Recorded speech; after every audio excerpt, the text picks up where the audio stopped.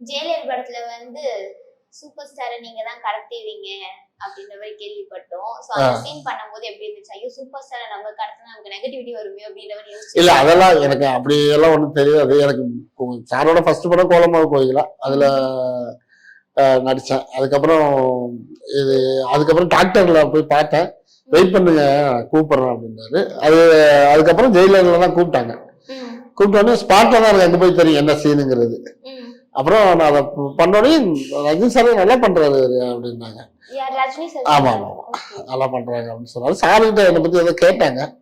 அது என்னன்னு நானும் கேட்டுக்கலாம், அவர் சாரும் சொல்லல. யாரு அவரு என்ன அப்புறம் சார் ஏதோ பேசினாங்க, என்னன்னு தெரியல. அது 2 சீன் இருந்துச்சு. இங்க ஒண்ணு பண்ணோம், ஹைதராபாத்ல அது ரஜினி சாரே சொன்னது. இந்த இது இப்படி பண்ணட்டும் அவரு அப்படின்லாம் சொன்னாங்க. ஆனா அந்த சீன் இல்ல. ரஜினி சார் கூட எத்தனை படங்கள் நீங்க பண்ணிருக்கீங்க சார்? இது ஒரு படம் தான். ரஜினி சார் கூட நான் ஜூனியர் வருஷா அப்போ சிவாஜி அதுக்கப்புறம் உள்ள படங்கள்லாம் நம்ம பண்ணேன். இப்ப ஜூனியர் ஆர்டிஸ்டா இருந்து அவர் கூட நீங்க பண்ணிருப்பீங்க இல்லையா?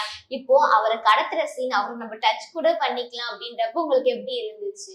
தூரமா இருந்து பாத்துருப்போம் ஒருத்தரை. எதனா பிரமிப்பு மனசுக்குள்ள இருக்குங்க, ஆசை பிரமிப்பு எல்லாமே இருக்கு. ஏன்னா பெரிய ஸ்டாரு நம்ம கிட்ட ஈஸியா அது முன்னாடியே எல்லா இன்டர்வியூலையும் சொன்னதுதான். நானும் அவரும் கார்ல உட்காந்து நான் படுத்திருக்கணும், அவர் உட்காந்து இருக்கணும்.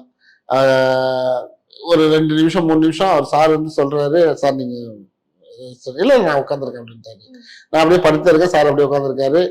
ஒரு 2 நிமிஷம் உட்காந்துருக்கும் போது 2 பேரும் இப்படி உட்காந்துருக்கோம், இப்படிதான் இருக்கு ஃபேஸு. நான் என்ன பண்ணுவேன், சரி அவரை பார்த்துக்கிட்டே இருந்துடக்கூடாதுல்ல, அது ஒரு டிஸ்டர்ப் ஆகிடும்ல. அதனால நான் இப்படி எதாச்சும் இப்படி பார்ப்பேன், அவரு கொஞ்சம் பார்ப்பாரு, இப்படியா இருந்துச்சு.